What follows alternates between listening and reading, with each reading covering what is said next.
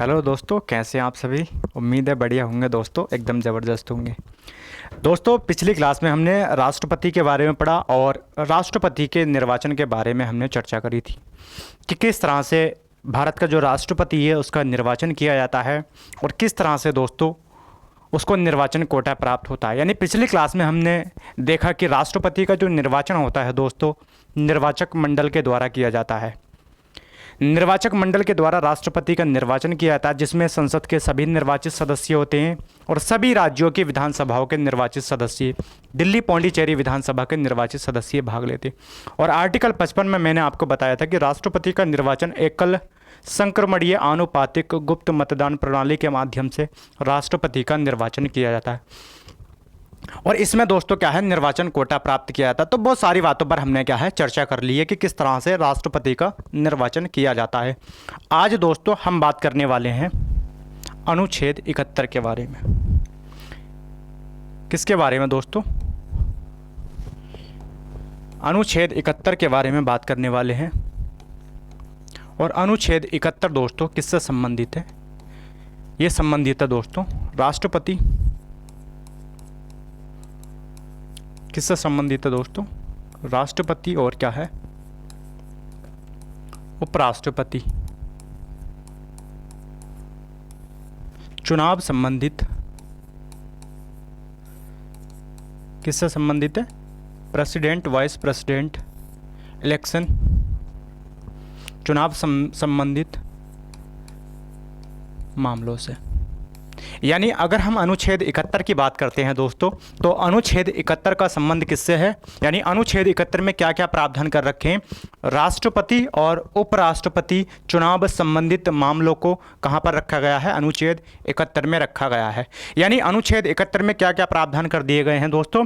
यानी चुनाव से संबंधित जो भी प्रावधान किए गए हैं कि राष्ट्रपति उपराष्ट्रपति के चुनाव में किस तरह से क्या है फेरबदल किया जा सकता है, क्या क्या प्रावधान किए गए हैं, बहुत सारी बातों की चर्चा कहां पर कर दी गई है? अनुच्छेद 71 के माध्यम से कर दी गई है।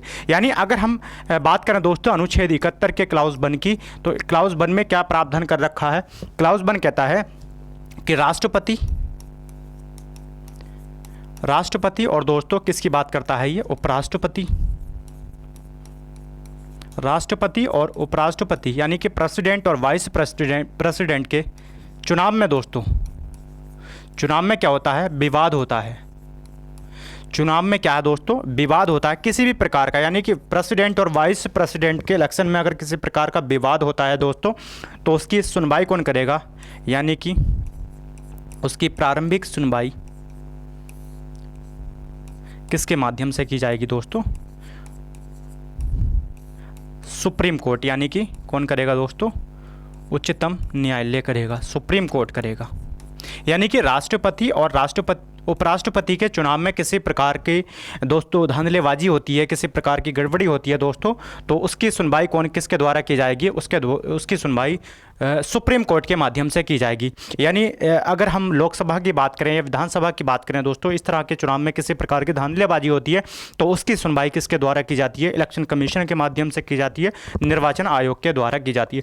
लेकिन अगर राष्ट्रपति उपराष्ट्रपति के चुनाव में किसी प्रकार का विवाद होता है, ऐसा लगता है कि राष्ट्रपति गलत तरीके से दोस्तों क्या है राष्ट्रपति पद धारण कर लेता है, राष्ट्रपति क्या है पद पर आसीन हो जाता है, तो उसकी प्रारंभिक सुनवाई यानी उसकी सुनवाई किसके माध्यम से की जाएगी? सुप्रीम कोर्ट के द्वारा की जाएगी। और इसका प्रावधान कहां कर रखा है दोस्तों? इसका प्रावधान अनुच्छेद 71 के क्लाउज 1 में कर रखा है। यानी अनुच्छेद 71 किससे संबंधित है दोस्तों? अनुच्छेद 71 का संबंध है राष्ट्रपति उपराष्ट्रपति के चुनाव से संबंधित जो भी मामले हैं उनसे संबंधित है दोस्तों। अगर हम अनुच्छेद 71 के क्लाउज 2 की बात करते हैं तो दोस्तों इसमें क्या प्रावधान किया गया है? इसमें कहा गया है दोस्तों कि राष्ट्रपति यानी कि प्रेसिडेंट की बात की गई है दोस्तों यहाँ पर, और किसकी बात की गई है दोस्तों? उपराष्ट्रपति की बात की गई है, वाइस प्रेसिडेंट की बात की गई है दोस्तों। अगर इनके चुनाव को दोस्तों, इनके क्या है चुनाव को दोस्तों क्या कर देता है? सुप्रीम कोर्ट यानी उच्चतम न्यायालय दोस्तों, उच्चतम न्यायालय क्या कर देता है दोस्तों? अवैध घोषित कर देता है। क्या कर देता है? अवैध घोषित कर देता है दोस्तों, या ऐसा कह लीजिएगा क्या कर देता है दोस्तों? शून्य घोषित कर देता है। क्या शून्य या अवैध घोषित कर देता है? तो ये कहा गया है कि राष्ट्रपति और उपराष्ट्रपति के द्वारा जो किए गए कार्य हैं वो वैध माने जाएंगे। यानी अनुच्छेद 71 का क्लाउज 2 ये कहता है कि अगर राष्ट्रपति उपराष्ट्रपति के चुनाव को जो सर्वोच्च न्यायालय है, सुप्रीम कोर्ट है, शून्य घोषित कर देता है, अवैध घोषित कर देता है, तो फिर राष्ट्रपति और उपराष्ट्रपति के द्वारा जो किए गए कार्य हैं वो वैध माने जाएंगे। यानी चुनाव से पहले जो भी कार्य होंगे दोस्तों, क्या है, चुनाव से पूर्व के कार्य क्या होंगे दोस्तों, पूर्व के कार्य क्या होंगे दोस्तों, वैध होंगे। यानी कि जो भी राष्ट्रपति और उपराष्ट्रपति ने चुनाव से पहले जो भी कार्य किए हैं वो सारे के सारे क्या है, वैलिड माने जाएंगे। ऐसा प्रावधान कहाँ किया गया दोस्तों, ऐसा प्रावधान अनुच्छेद 71 में कर दिया गया है। और क्या क्या प्रावधान किए गए अनुच्छेद 71 में दोस्तों, अनुच्छेद 71 में और क्या क्या प्रावधान कर दिए गए दोस्तों, यानी अनुच्छेद 71 के क्लाउज 1 में कहा गया है कि राष्ट्रपति और उपराष्ट्रपति के चुनाव में किसी प्रकार का विवाद होता है तो उसकी प्रारंभिक सुनवाई सुप्रीम कोर्ट के माध्यम से की जाएगी। और सेकंड में यह कहा गया है कि राष्ट्रपति उपराष्ट्रपति के चुनाव को क्या है, अगर सुप्रीम कोर्ट अवैध घोषित कर देता है तो दोस्तों क्या है, उनके द्वारा किए गए कार्य पूरी तरह से क्या है, वैध माने जाएंगे। और तीसरे में क्या प्रावधान कर दिया गया है, तीसरा कहता है कि दोस्तों राष्ट्रपति और दोस्तों क्या है,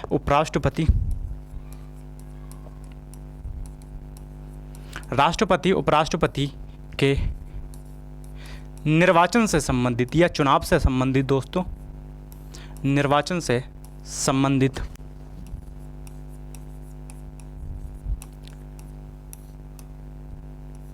कानून बनाने का अधिकार,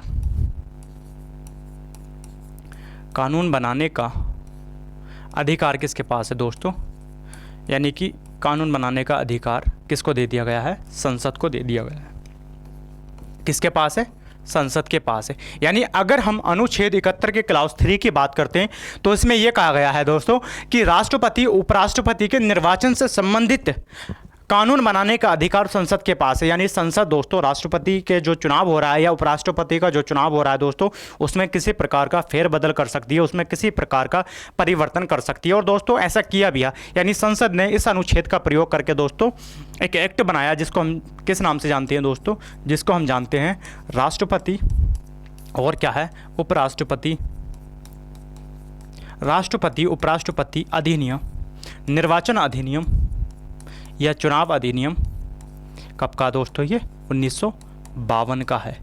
कब का है, 1952। यानी कि ये क्या बनाया गया था दोस्तों, ये अधिनियम बना दिया गया था, राष्ट्रपति उपराष्ट्रपति निर्वाचन अधिनियम 1952। और दोस्तों क्या है, ये जो अधिनियम था इसमें कब संशोधन किया गया था दोस्तों, इसमें संशोधन किया गया था 1974 में। कब किया गया था, 1974 में संशोधन किया गया था, जिसको हम किस नाम से जानते हैं, राष्ट्रपति उपराष्ट्रपति निर्वाचन संशोधन अधिनियम 1974। फिर दोबारा दोस्तों इसमें संशोधन किया गया था। और दोस्तों दोबारा कब संशोधन किया गया था, दोबारा संशोधन किया गया था दोस्तों 1997 में। तो ये सारी बातें, यानी कि अनुच्छेद 71 के क्लाउज 3 की बात करते हैं तो क्लाउज 3 ये कहता है कि भाई राष्ट्रपति और उपराष्ट्रपति के चुनाव में अगर किसी प्रकार का परिवर्तन करना है, किसी प्रकार का फेरबदल करना है तो संसद के पास ऐसे अधिकार है कि संसद क्या है, कानून बना सकती है। और संसद ने कानून बनाया जिसको हम जानते हैं राष्ट्रपति उपराष्ट्रपति निर्वाचन अधिनियम 1952 के नाम से। हालांकि दोस्तों अब तक इसमें 2 बार संशोधन भी किए गए, 1974 में किया गया था और 1997 में। और 1997 के माध्यम से ऐसे प्रावधान कर दिए गए थे कि भाई राष्ट्रपति के चुनाव में जब दोस्तों क्या है, राष्ट्रपति का चुनाव होगा या उम्मीदवार बनाया जाएगा तो उसके लिए 50 प्रस्तावक होने चाहिए, 50 अनुमोदक होने चाहिए और जमानत राशि 15,000 रुपये होनी चाहिए। तो ये सारे प्रावधान किसके माध्यम से किए गए थे, संसद के द्वारा किए गए थे। किस आर्टिकल के तहत दोस्तों, अनुच्छेद 71 के क्लाउज 3 की अगर हम क्या है बात करते हैं तो ये प्रावधान कर दिए गए थे। दोस्तों अनुच्छेद 71 का क्लाउज 4 की अगर हम बात करते हैं तो इसमें क्या प्रावधान कर दिया गया है दोस्तों, इसमें कहा गया है, इसमें कह दिया गया दोस्तों अगर किसी निर्वाचक का पद खाली है, निर्वाचक का पद खाली है या दोस्तों किसी राज्य की विधानसभा भंग है, किसी भी राज्य की बात करें दोस्तों, किसी भी राज्य की क्या है, विधानसभा भंग है दोस्तों, या फिर क्या है, लोकसभा भंग है, क्या है दोस्तों, लोकसभा भंग है। ये कहा गया है दोस्तों कि राज्यसभा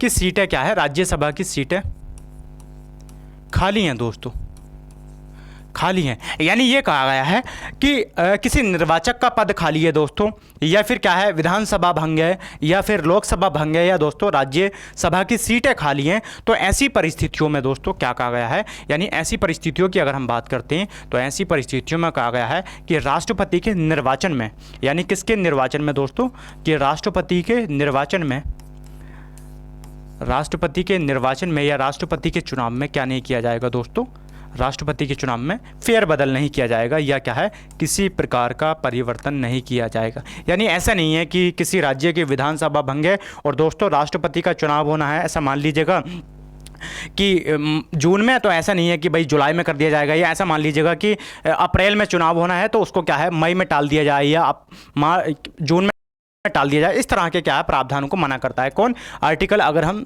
71 के क्लाउज 4 की बात करते हैं तो यही बात स्पष्ट शब्दों में कह दी गई है कि अगर किसी निर्वाचक का पद खाली है दोस्तों, या किसी राज्य की विधानसभा भंग है, या यहाँ तक कि लोकसभा भंग है, या राज्यसभा की कुछ सीटें खाली हैं दोस्तों, तो राष्ट्रपति के निर्वाचन में किसी प्रकार का फेरबदल नहीं किया जाएगा, राष्ट्रपति के चुनाव में किसी भी प्रकार का फेरबदल नहीं किया जाएगा, क्योंकि आर्टिकल 52 कहता है दोस्तों कि भारत का एक राष्ट्रपति होगा और उसका पद क्या है कभी भी खाली नहीं होगा, कभी भी क्या है रिक्त नहीं होगा, हर समय क्या है भारत का एक राष्ट्रपति बना रहेगा। तो आर्टिकल 71 का क्लाउज 4 यही कहता है कि भाई किसी भी प्रकार का परिवर्तन नहीं किया जाएगा। और ये किस केस में कहा गया था दोस्तों, ये कहा गया था नारायण भास्कर, किस केस में कहा गया था दोस्तों, ये नारायण भास्कर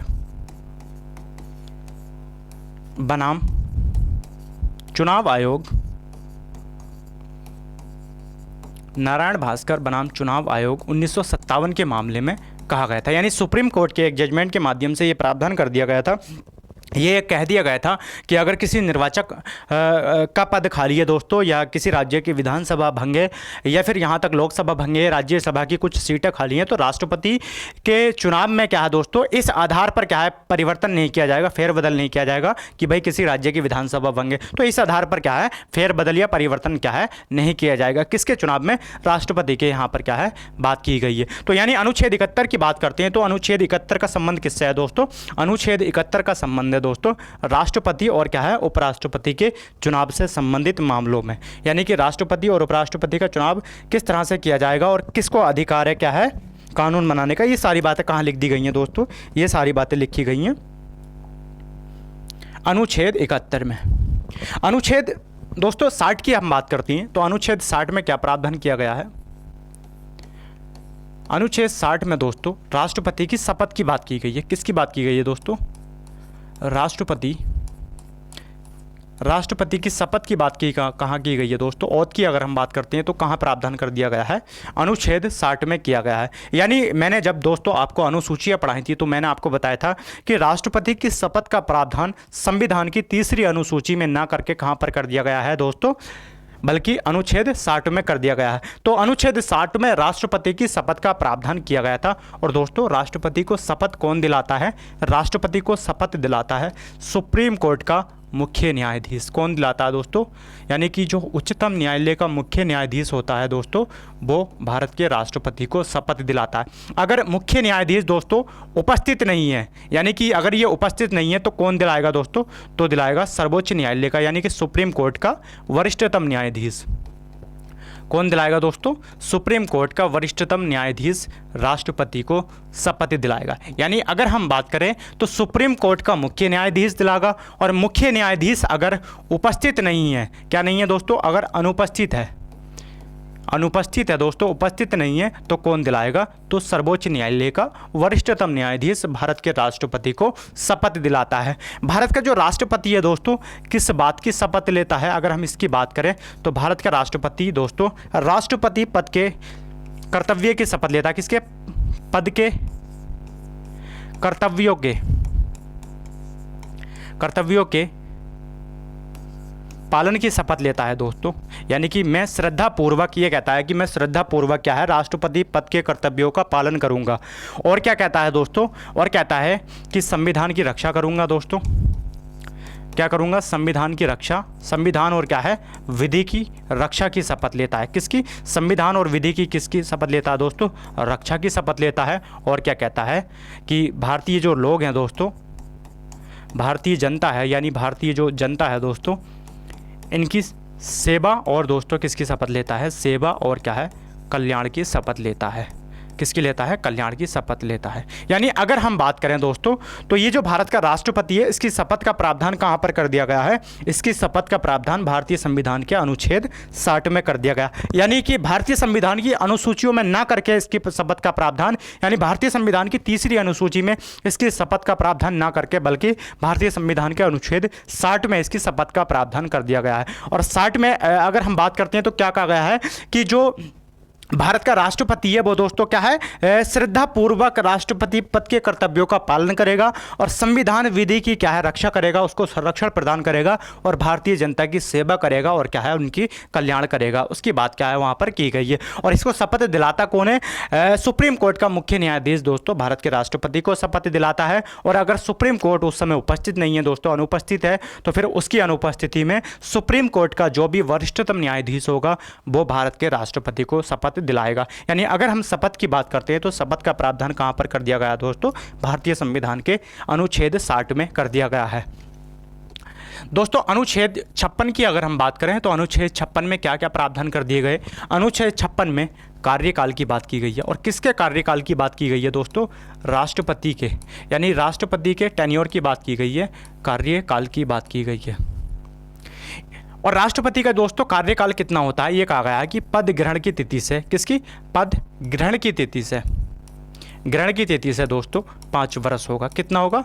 5 वर्ष होगा दोस्तों। तो राष्ट्रपति का कार्यकाल कितना होता है? यानी कि 5 वर्ष उसका कार्यकाल होता है। और कब से होता है दोस्तों? जब वो क्या है? पद ग्रहण करता है। यानी पद ग्रहण करने की तिथि से क्या है? उसका कार्यकाल 5 वर्ष होता है। और ये कहा गया है दोस्तों इससे पहले राष्ट्रपति को क्या है? हटाया जा सकता है, उसके पद से क्या है? उसे हटाया जा सकता है। यानी महाभियोग प्रक्रिया के द्वारा राष्ट्रपति को उसके पद से हटाया जा सकता है। यानी कार्यकाल समाप्ति से पहले भी राष्ट्रपति को महाभियोग के द्वारा पद से हटाया जा सकता है। तो अनुच्छेद 56 किसकी बात करता है दोस्तों? अनुच्छेद 56 कहता है कि भारत के राष्ट्रपति का कार्यकाल, और राष्ट्रपति का कार्यकाल कितना होता है? जब वो अपने पद ग्रहण करता है दोस्तों तो उसका कार्यकाल कितना होता है? 5 वर्ष होता है। यानी पद ग्रहण करने की तिथि से 5 वर्ष क्या है? उसका कार्यकाल होता है। जबकि अनुच्छेद 56 की अगर हम बात करें दोस्तों, तो अनुच्छेद 56 में क्या क्या प्रावधान कर रखे हैं? अनुच्छेद 57 की हम बात करें दोस्तों, तो अनुच्छेद 57 में क्या प्रावधान करिए? ये कहा गया है कि राष्ट्रपति की किसकी बात करता है दोस्तों? राष्ट्रपति के पुनर्निर्वाचन की बात करता है। किसकी बात करता है दोस्तों? पुनर्निर्वाचन की बात करता है। यानी भारत का जो राष्ट्रपति है दोस्तों वो क्या है? कितनी बार भी निर्वाचित हो सकता है। अगर कोई राष्ट्रपति दोस्तों अनुच्छेद 58 के उपबंधों के अधीन रहता है तो दोस्तों वो क्या है? कितनी बार भी क्या है? अनुच्छेद 58 के उपबंधों के अगर अधीन रहता है तो ऐसा राष्ट्रपति क्या है? कितनी बार भी क्या है? भारत का राष्ट्रपति बन सकता है। यानी कोई व्यक्ति, कोई नागरिक दोस्तों, भारत का कोई नागरिक अगर अनुच्छेद 58 के उपबंधों के अधीन रहता है तो वह कितनी बार भी क्या है? भारत के राष्ट्रपति बन सकता है। क्योंकि अनुच्छेद 58 में राष्ट्रपति बनने की योग्यताओं का प्रावधान कर रखा है दोस्तों। तो ये कहा गया है कि भाई भारत में कोई व्यक्ति कितनी बार राष्ट्रपति बन सकता है। कोई आयु का प्रावधान नहीं किया गया कि भाई 50 वर्ष तक या 60 वर्ष तक, यानी कितनी बार भी, जब तक क्या है वो निर्वाचित होकर जा सकता है, भारत का राष्ट्रपति क्या है? बन सकता है। तो कितनी बार भी क्या है? भारत का राष्ट्रपति बन सकता है। ये बात कहाँ लिख दी गई है? ये बात कही गई है अनुच्छेद 57 की अगर हम बात करते हैं तो अनुच्छेद 57 में क्या प्रावधान कर दिया गया है कि कितनी बार भी क्या है? राष्ट्रपति बन सकता है दोस्तों। अनुच्छेद 61 की अगर हम बात करें दोस्तों, तो अनुच्छेद 61 में क्या प्रावधान कर रखा है? अनुच्छेद 61 में दोस्तों महाभियोग का प्रावधान कर रखा है। यानी राष्ट्रपति को उसके पद से हटाया जा सकता है। और किसके द्वारा हटाया जा सकता है? यानी राष्ट्रपति पर महाभियोग लगाकर क्या है? इसको पद से हटाया जा सकता है। और ये जो महाभियोग का प्रावधान है किस देश के संविधान से लिया गया दोस्तों? ये अमेरिका के संविधान से लिया गया है। यानी इम्पीचमेंट की बात करता है। अगर कोई राष्ट्रपति क्या है? संविधान का उल्लंघन करता है, अतिक्रमण करता है, तो उसके क्या है? उसके पद से उसे हटाया जा सकता है। यानी अगर हम अनुच्छेद 61 की बात करते हैं तो 61 का क्लाउज 1 यही कहता है कि अगर कोई राष्ट्रपति क्या है? संविधान का क्या करता है दोस्तों? संविधान का उल्लंघन करता है दोस्तों। संविधान का क्या करता है दोस्तों? अतिक्रमण करता है, अतिक्रमण करता है दोस्तों। तो क्या है? संसद के द्वारा, किसके द्वारा दोस्तों? अतिक्रमण, संविधान का अतिक्रमण करने पर संसद के द्वारा दोस्तों उसे उसके पद से हटाया जा सकता है। और ये कहा गया है कि ऐसा विधेयक किसी भी सदन में लाया जा सकता है, यानी कि ये जो विधेयक है दोस्तों किसी भी सदन में लाया जा सकता है। लेकिन अगर हम बात करें तो दोस्तों इसका दूसरा क्लाउज 2 क्या कहता है दोस्तों, क्लाउज 2 की अगर हम बात करते हैं तो ये कहता है कि जब भी इस तरह के प्रस्ताव लाए जाएंगे यानी कि आरोप लगाए जाएंगे तो दोस्तों दो क्या है कंडीशन होनी चाहिए। जब भी इस तरह के क्या है प्रस्ताव संसद में लाए जाएंगे तो इस प्रस्ताव को लाने के लिए क्या है 2 कंडीशन की वहाँ पर क्या है बात कर दी गई है। पहले ये कहा गया है कि दोस्तों 14 दिन की क्या होनी चाहिए, 14 दिन की पूर्व सूचना देनी चाहिए। पूर्व सूचना की बात की गई है दोस्तों, यानी कि राष्ट्रपति को क्या देनी पड़ेगी, पूर्व सूचना देनी पड़ेगी 14 दिन पहले कि आपके विरुद्ध क्या है महाभियोग लाया जा रहा है। जिस भी सदन में लाया जाएगा उस सदन के द्वारा क्या है 14 दिन पहले राष्ट्रपति को पूर्व सूचना देनी पड़ेगी। और क्या प्रावधान किया गया है, और कहा गया है कि सदन की कुल सदस्य संख्या के 1/4 सदस्यों के क्या होने चाहिए दोस्तों, ऐसे प्रस्ताव पर सदस्यों के क्या होने चाहिए, हस्ताक्षर होने चाहिए। यानी कि जब भी किसी सदन में लाया जाएगा तो उस सदन की कुल सदस्य संख्या के यानी कि लगभग ऐसा कहा गया है कि भाई 25% सदस्य क्या है क्या होने चाहिए, उसके समर्थन में होने चाहिए। यानी किसी भी सदन के, जैसे लोकसभा में लाया जा रहा था तो लोकसभा के 25% सदस्य इस बात को माने कि भाई वाकई में राष्ट्रपति ने क्या करा है, संविधान का अतिक्रमण करा है, संविधान का क्या है उल्लंघन करा है, संविधान को क्या है लांघ कर किसी प्रकार का काम कर दिया है, तो उसके विरुद्ध क्या है संसद का कोई भी सदन क्या है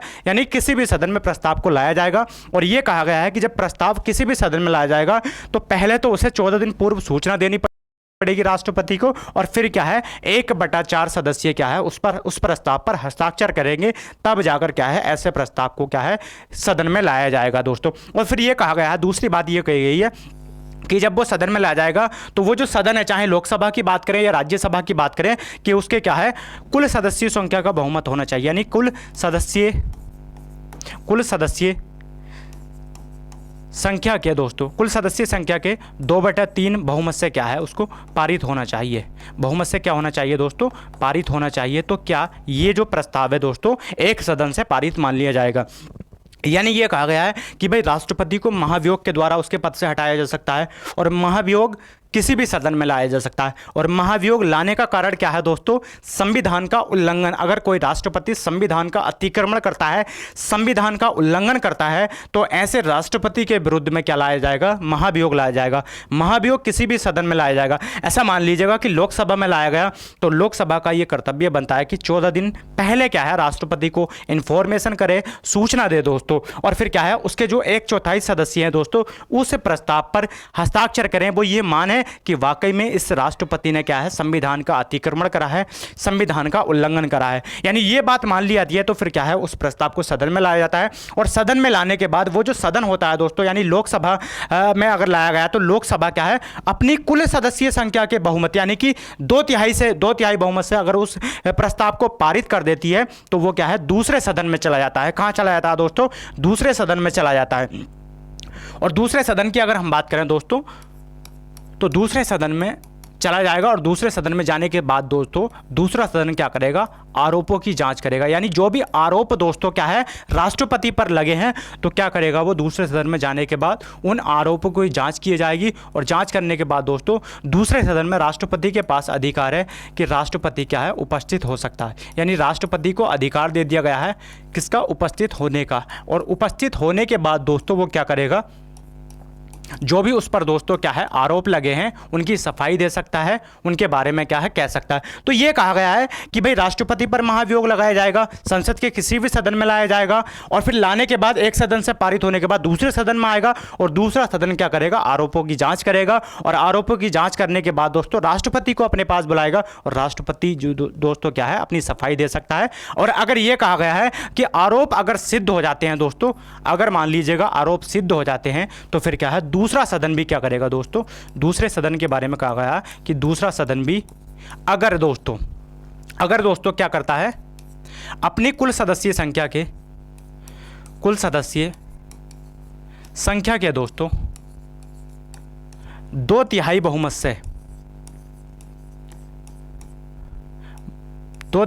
से दोस्तों प्रस्ताव को पारित कर देता है तो फिर ऐसा प्रस्ताव क्या है, दोनों सदनों से पारित मान लिया जाएगा और इस तरह से क्या है, भारत का जो राष्ट्रपति है दोस्तों अपने पद से रिक्त हो जाता है। तो अनुच्छेद 61 में दोस्तों इम्पीचमेंट की बात की गई है, महाभियोग की बात की गई है और ये कहा गया है दोस्तों कि महाभियोग लाया जाएगा संसद के किसी भी सदन में, यानी कोई भी सदन लाया सकता है और एकमात्र आधार है दोस्तों संविधान का उल्लंघन करना, यानी एकमात्र आधार क्या, संविधान का उल्लंघन। और कोई राष्ट्रपति संविधान का उल्लंघन करता है तो क्या है, महाभियोग लाया जाएगा। इसका क्लाउज 2 की अगर हम बात करते हैं तो यह बात कही गई है कि प्रस्ताव लाया जाएगा दोस्तों और लाने के बाद जो सदन लाएगा वो क्या है, 14 दिन पहले राष्ट्रपति को बताएगा और 1/4 सदस्यों के क्या उस प्रस्ताव पर हस्ताक्षर होंगे। वो ये मानेगा सदन 1/4 सदस्य उसके ये मानेंगे कि वाकई में ये जो राष्ट्रपति है दोस्तों इसने क्या है, संविधान का अतिक्रमण किया है। और फिर क्या है, अगर वो अपने कुल सदस्य संख्या के 2/3 बहुमत से पारित कर देता है तो इस तरह से क्या है, विधेयक इस तरह से क्या है, प्रस्ताव एक सदन से पारित मान लिया जाएगा। उसके बाद दोस्तों दूसरे सदन में आएगा, दूसरे सदन में आने के बाद दोस्तों आरोपों की जांच की जाएगी और राष्ट्रपति को ऐसा अधिकार है कि वो राष्ट्रपति दूसरे सदन में आकर दोस्तों क्या है, अपनी सफाई पेश कर सकता है। जो भी उस पर आरोप लगे दोस्तों उनके बारे में बता सकता है कि ये इस तरह से क्या है, गलत आरोप लगाए गए। और फिर चौथे में ये कहा गया है कि दूसरा सदन भी यदि अपनी कुल सदस्य संख्या के बहुमत से प्रस्ताव को पारित कर देता है तो फिर ये क्या है, फाइनली संसद से पारित मान लिया जाएगा और राष्ट्रपति को क्या है, अपना पद क्या है, छोड़ना पड़ेगा। लेकिन यह कहा गया है कि राष्ट्रपति जैसे ही त्यागपत्र देगा, यानी राष्ट्रपति जो अपना त्यागपत्र देता है वो उपराष्ट्रपति को देता है और उपराष्ट्रपति का ये कर्तव्य होगा कि वो क्या है, लोकसभा के स्पीकर को बताए, लोकसभा के स्पीकर को क्या है, सूचना दे। तो राष्ट्रपति अपना त्यागपत्र किसको सौंपता है, राष्ट्रपति अपना त्यागपत्र उपराष्ट्रपति को सौंपता है और उपराष्ट्रपति का ये कर्तव्य बनता है कि वो लोकसभा के अध्यक्ष को इस बारे में क्या है, सूचना प्रदान करे कि भारत के जो राष्ट्रपति है उसका पद रिक्त हो गया। तो अनुच्छेद 61 किसकी बात करता है दोस्तों, अनुच्छेद 61 में प्रावधान कर दिया गया है महाभियोग के बारे में, इम्पीचमेंट के बारे में। अनुच्छेद 62 की अगर हम बात करते हैं दोस्तों तो अनुच्छेद 62 में क्या प्रावधान कर दिया गया है, अनुच्छेद 62 में कहा गया है कि राष्ट्रपति का क्या हो जाता है दोस्तों, कार्यकाल समाप्त हो जाता है। क्या हो जाता है दोस्तों, कार्यकाल समाप्त हो जाता है, यानी कार्यकाल समाप्त हो जाता है, यह समाप्ति की बात करता है। यानी कि राष्ट्रपति का अगर कार्यकाल समाप्त हो गया है दोस्तों, क्या हो गया है, समाप्त हो गया है, तो इससे पहले ही क्या है दोस्तों, यानी कि समाप्ति से पहले ही, समाप्ति से पूर्व ही दोस्तों क्या है, नए राष्ट्रपति का निर्वाचन किया जाना चाहिए। यानी पूर्व ही क्या होना चाहिए दोस्तों, निर्वाचन होना चाहिए। यानी ये कहा गया, अनुच्छेद 61 की बात करते हैं तो अनुच्छेद 62 की अगर हम बात करते हैं दोस्तों तो अनुच्छेद 62 क्या कहता है कि राष्ट्रपति के निर्वाचन के समय की बात करता है दोस्तों कि राष्ट्रपति का निर्वाचन कितने समय में किया जाएगा। यह कहा गया कि अगर किसी राष्ट्रपति का कार्यकाल समाप्त हो जाता है, जैसे रामनाथ कोविंद का दोस्तों कार्यकाल समाप्त हुआ था, तो कार्यकाल की समाप्ति से पहले ही नए राष्ट्रपति के चुनाव कराए जाने चाहिए। यानी इतने उसका क्या है, कार्यकाल समाप्त नहीं हो उससे पहले ही क्या है, नए राष्ट्रपति यानी जो द्रौपदी मुर्मू थी उनके क्या है, चुनाव करवाने चाहिए दोस्तों। ऐसी बात कहाँ कही गई है, अनुच्छेद 62 में कही गई है दोस्तों। और ये कहा गया, दूसरी बात क्या गई है, ये तो दोस्तों पहली बात कही गई है, दूसरी क्या कही गई है, दूसरा ये कहा गया है कि अगर राष्ट्रपति की दोस्तों मृत्यु हो जाती है या दोस्तों क्या है, त्यागपत्र दे देता है राष्ट्रपति, ये कहा गया है कि किसी अन्य कारण से दोस्तों क्या है, अन्य कारण से दोस्तों पद क्या हो जाता है दोस्तों, रिक्त हो जाता है, अन्य कारण से पद क्या हो जाता है, रिक्त हो जाता है। तो ऐसी परिस्थितियों में दोस्तों राष्ट्रपति का चुनाव कितने महीने के अंदर होना चाहिए दोस्तों, 6 माह के अंदर क्या है, राष्ट्रपति का चुनाव हो जाना चाहिए। यानी इसमें 2 बातों का प्रावधान कर दिया गया है। पहला तो ये कहा गया है कि राष्ट्रपति का कार्यकाल जैसे ही समाप्त होगा उससे पहले ही नए राष्ट्रपति का चुनाव कराना अनिवार्य है दोस्तों। और दूसरी बात ये कही गई है कि अगर मृत्यु हो जाती है दोस्तों, आकस्मिक परिस्थितियों की बात की गई है, अगर मृत्यु हो जाती है या राष्ट्रपति दोस्तों स्वयं अपना त्यागपत्र देना चाहते हैं या अन्य किसी कारण से राष्ट्रपति का पद रिक्त होता है, तो ऐसी परिस्थितियों में 6 महीने के अंदर अंदर दोस्तों क्या है, राष्ट्रपति का चुनाव करवाना क्या है, अनिवार्य हो जाता है।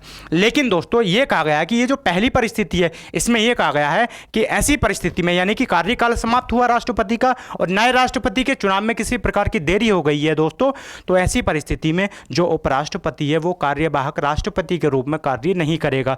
क्यों नहीं करेगा? क्योंकि जो वर्तमान का राष्ट्रपति है दोस्तों वो क्या है, तब तक बना रहेगा जब तक कि नए राष्ट्रपति का निर्वाचन नहीं हो जाता है, नए राष्ट्रपति जब तक चुनाव लड़कर नहीं आ जाता। तो पहली वाली जो कंडीशन है उसमें यह कहा गया है कि राष्ट्रपति का अगर कार्यकाल समाप्त हो जाता है और चुनाव में किसी प्रकार की देरी हो जाती है तो जो उपराष्ट्रपति है वो कार्यवाहक राष्ट्रपति के रूप में कार्य नहीं करेगा। जबकि दूसरी परिस्थिति ये कहती है कि अगर मृत्यु हो जाती है राष्ट्रपति की, या त्यागपत्र देता है, या अन्य किसी कारण से पद रिक्त हो जाता है, तो ऐसी परिस्थिति में दोस्तों जो उपराष्ट्रपति होता है वो कार्यवाहक राष्ट्रपति के रूप में कार्य करता है। किसके रूप में कार्य करता है दोस्तों? कार्यवाहक राष्ट्रपति के रूप में कार्य करता है। और इसका प्रावधान कहाँ कर रखा है दोस्तों? इसका प्रावधान कर रखा है भारतीय संविधान के अनुच्छेद 65 की अगर हम बात करते हैं, यानी अनुच्छेद 65 ये कहता है कि उपराष्ट्रपति का, किसका दोस्तों? उपराष्ट्रपति का राष्ट्रपति, कार्यवाहक राष्ट्रपति के रूप में कार्य है। उपराष्ट्रपति का कार्यवाहक राष्ट्रपति के रूप में, राष्ट्रपति के रूप में कार्य, यानी कि जब उपराष्ट्रपति नहीं है तो दोस्तों उसके कार्य कौन करेगा? राष्ट्रपति। जब राष्ट्रपति नहीं है तो दोस्तों उसके कार्य कौन करेगा? भारत का उपराष्ट्रपति करेगा। तो उपराष्ट्रपति का कार्यवाहक राष्ट्रपति के रूप में कार्य की बात कही गई है। और क्या बात कही गई है दोस्तों? ये कहा गया है कि अगर राष्ट्रपति क्या कर देता है दोस्तों, मृत्यु हो जाती है राष्ट्रपति की, यदि राष्ट्रपति की मृत्यु हो जाती है या राष्ट्रपति दोस्तों त्यागपत्र दे देता है, दोस्तों क्या दे देता है? त्यागपत्र देता है, या फिर यह कहा गया कि अन्य किसी कारण से पद रिक्त होता है, अन्य किसी भी कारण से दोस्तों, किसी भी क्या है कारण से पद रिक्त हो जाता है, पद क्या हो जाता है दोस्तों? रिक्त हो जाता है। तो फिर ऐसी परिस्थिति में दोस्तों कौन कार्य करेगा दोस्तों?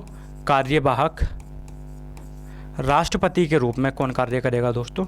कार्यवाहक राष्ट्रपति के रूप में उपराष्ट्रपति कार्य करेगा। यानी उपराष्ट्रपति के पास ऐसे अधिकार प्राप्त हो जाएंगे, अनुच्छेद 65 के तहत ऐसे अधिकार प्राप्त हो जाएंगे कि अगर राष्ट्रपति की मृत्यु हो जाती है या राष्ट्रपति स्वयं त्यागपत्र देते हैं या अन्य किसी कारण से राष्ट्रपति का पद रिक्त हो जाता है, तो ऐसी परिस्थिति में जो भारत का उपराष्ट्रपति है दोस्तों वो कार्यवाहक राष्ट्रपति के रूप में क्या करने लगेगा? ये जो उपराष्ट्रपति है दोस्तों ये कार्यवाहक राष्ट्रपति के रूप में क्या करने लगेगा? कार्य करने लगेगा। और उसे वह सारी शक्तियां प्राप्त हो जाएंगी जो कि एक राष्ट्रपति को होती हैं। तो दोस्तों सारी की सारी शक्तियां किसके पास आ जाएंगी? फिर भारत का जो उपराष्ट्रपति है उसके पास सारी की सारी शक्तियां आ जाएंगी। और दूसरा प्रावधान क्या कहा गया है दोस्तों? इसमें दूसरा प्रावधान कर दिया गया है कि अगर दोस्तों राष्ट्रपति बीमार है, दोस्तों बीमार है या उपस्थित नहीं है, अनुपस्थित है, क्या है दोस्तों? बीमार है, अनुपस्थित है, या क्या है? कार्य करने में असमर्थ है। कार्य करने में क्या है दोस्तों? असमर्थ है। क्या है दोस्तों? असमर्थ है।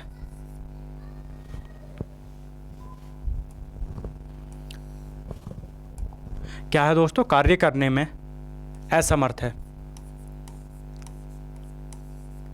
तो ऐसी परिस्थिति में यह कहा गया है कि ऐसी परिस्थिति में जो राष्ट्रपति है उसके कार्य कौन करेगा दोस्तों?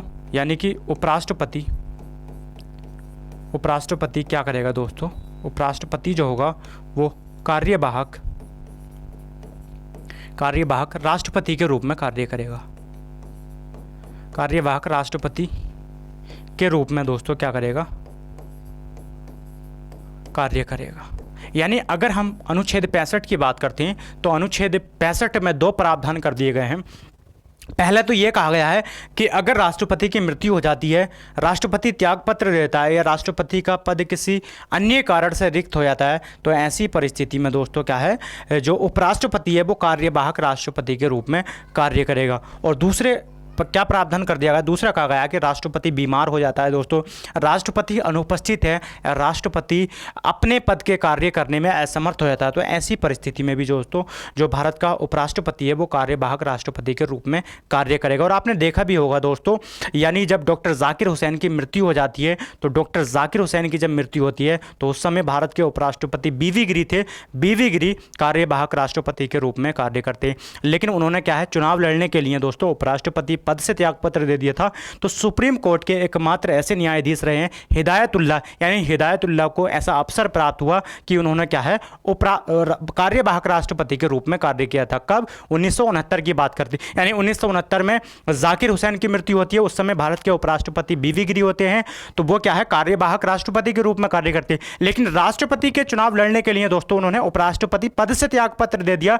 तो ऐसी परिस्थिति में दोस्तों किसके पास अधिकार आ गया था? सुप्रीम कोर्ट के मुख्य न्यायाधीश के पास अधिकार है। यानी यह कहा गया है कि अगर राष्ट्रपति दोस्तों त्यागपत्र देता है तो उपराष्ट्रपति के पास ऐसे अधिकार रहते हैं कि वो कार्यवाहक राष्ट्रपति के रूप में कार्य करे, और उस समय अगर भारत का उपराष्ट्रपति भी दोस्तों पद पर नहीं है तो फिर सुप्रीम कोर्ट के मुख्य न्यायाधीश के पास ऐसे अधिकार है कि सुप्रीम कोर्ट का मुख्य न्यायाधीश कार्यवाहक राष्ट्रपति के रूप में कार्य कर सकता है। और अगर उस समय सुप्रीम कोर्ट का मुख्य न्यायाधीश भी उपस्थित नहीं है तो सुप्रीम कोर्ट के वरिष्ठतम न्यायाधीश के पास ऐसे अधिकार है कि वो कार्यवाहक राष्ट्रपति के रूप में कार्य कर सकता है। तो ऐसा अधिकार कब प्राप्त हुआ था दोस्तों? 1969 में हुआ था।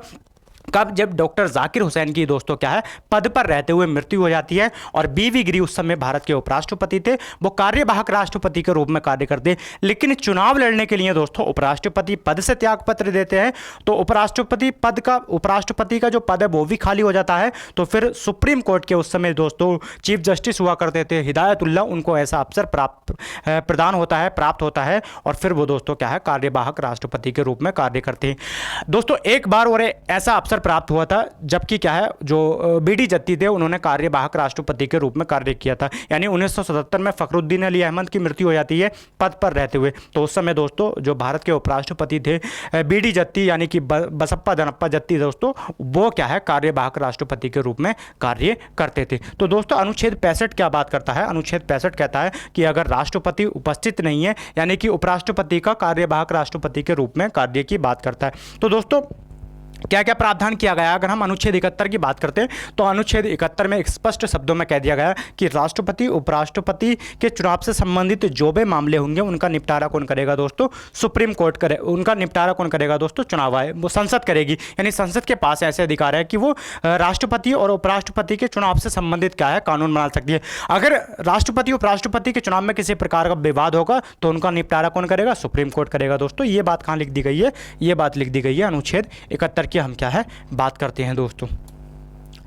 इसके बाद दोस्तों अनुच्छेद 60 की बात करते हैं तो 60 में शपथ का प्रावधान किया गया है, और दिलाता कौन है दोस्तों? सुप्रीम कोर्ट का मुख्य न्यायाधीश। अगर वो उपस्थित नहीं है तो वरिष्ठतम न्यायाधीश दिलाता है। लेता किस बात की शपथ है? राष्ट्रपति पद के कर्तव्यों के पालन की शपथ लेता है कि मैं श्रद्धापूर्वक राष्ट्रपति पद के कर्तव्यों का पालन करूंगा, संविधान और विधि की रक्षा करूंगा और भारतीय जनता की सेवा और क्या है कल्याण करूंगा। और दोस्तों ऐसी परंपरा चली आ रही है नीलम संजीव रेड्डी के जमाने से, यानी 1977 से ऐसी परंपरा चली आ रही है कि प्रत्येक राष्ट्रपति जो है दोस्तों 25 जुलाई को ही शपथ लेते हैं। तो राष्ट्रपति कब शपथ लेते हैं? ऐसी परंपरा चली आ रही है कि वो 25 जुलाई को शपथ लेते हैं दोस्तों।